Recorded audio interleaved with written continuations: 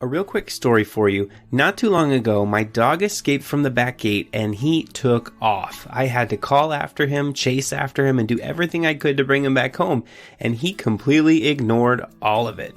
If that sounds familiar to you, you have a similar story, then you're just like me. We're in the same boat.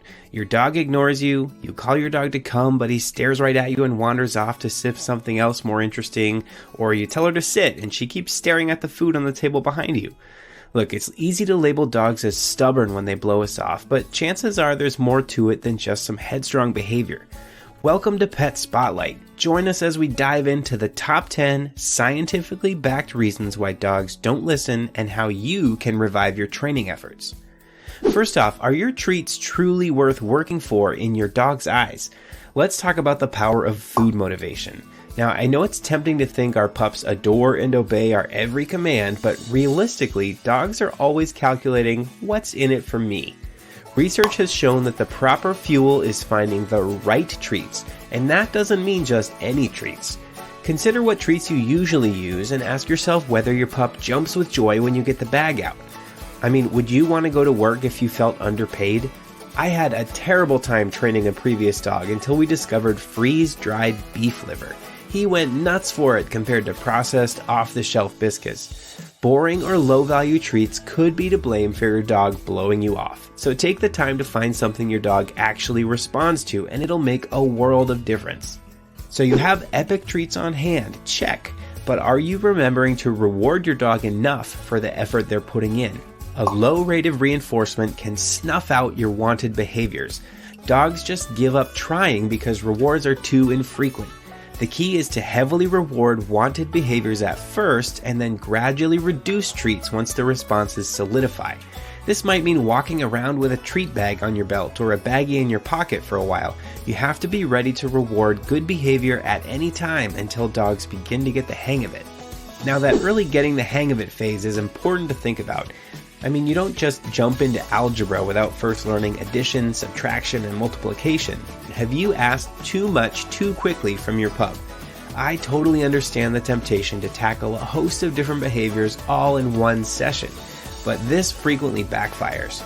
Dogs thrive when the criteria are lower at first to set them up for success. For instance, some more complicated behaviors like rolling over might have to start with something simpler like laying down, then laying on your side, and then maybe finally rolling all the way over. Over many short sessions, your expectations can systematically rise as your dog's skills sharpen. Essentially, take baby steps in your training plans.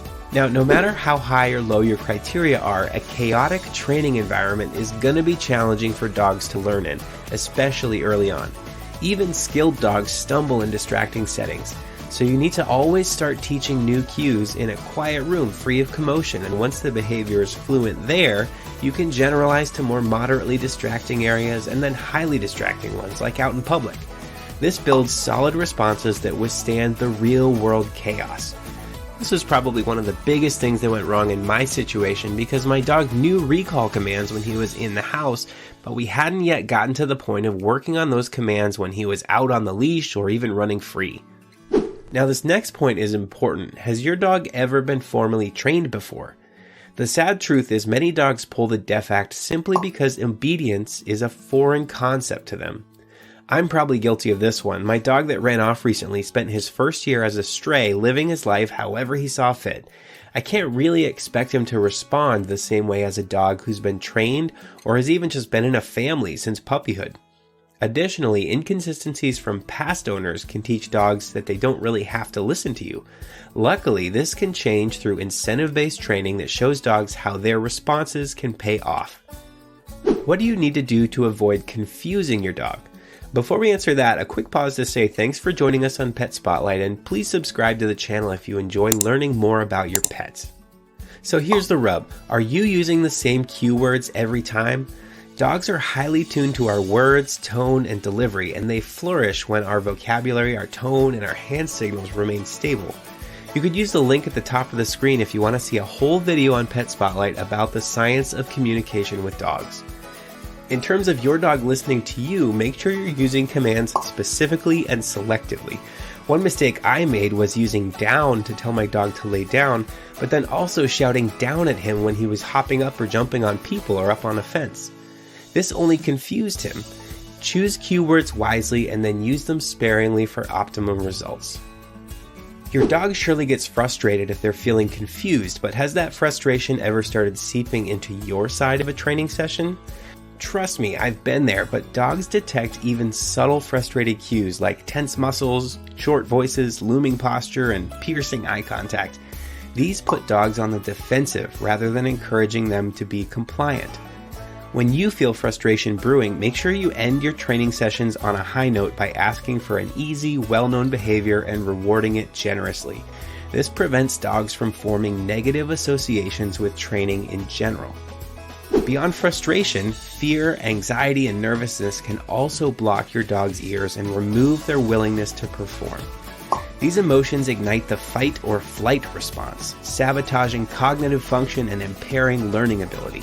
So if your dog seems generally distressed, create and train in a safe bubble instead of overwhelming them. For example, highly fearful dogs initially might learn best at home with no guests present. From there, you could introduce larger settings and more people or more triggers while you're monitoring their stress levels. Stay below a threshold of stress that will allow them to absorb new concepts over their fear barrier over multiple structured sessions. Patience and empathy are key. So let's say you've got all those things checked off, but you still have problems getting your dog to listen. Maybe it's time to talk to your vet. Health troubles could be keeping your dog from responding the way that they truly want to. Joint pain, dental disease, lingering injuries, all of these unpleasant realities discourage dogs from training. So consider whether your dog seems physically uncomfortable lately or maybe hesitant jumping into activities that they once enjoyed. If anything seems suspicious, connect with your vet to address medical problems that could be hampering their progress. It can certainly be hard to tell, so check out the link at the top of the screen for a full video on this topic. Giving dogs fulfilling mental stimulation beyond training checks is crucial for cooperation and good behavior. Most owners vastly underestimate how much brain exercise dogs require to remain balanced. So carefully consider your dog's current daily enrichment and whether their needs are fully met. In the wild, dogs spend all day hunting prey, scavenging food, marking territory, and solving problems. If we don't activate our dog's mind adequately, they become prone to poor behavior choices, anxiety, and defiance. Brain exercise is so important, we've put a link in the video description to one of our favorite resources. If you need step-by-step video guidance tailored to your unique situation, check out this popular Brain Training for Dogs course that hundreds of thousands of people have already used to help unlock their dog's hidden intelligence. Just click the link below for details on this proven training system or the link at the top of the screen right now. Full disclosure, Pet Spotlight is an affiliate for this program, which means we would receive a cut of any purchase from this link. We hope you find the program useful for you and your dog, and thanks for joining us here at Pet Spotlight. Don't forget to like and subscribe to help us know that you want more videos like this in the future. Until next time.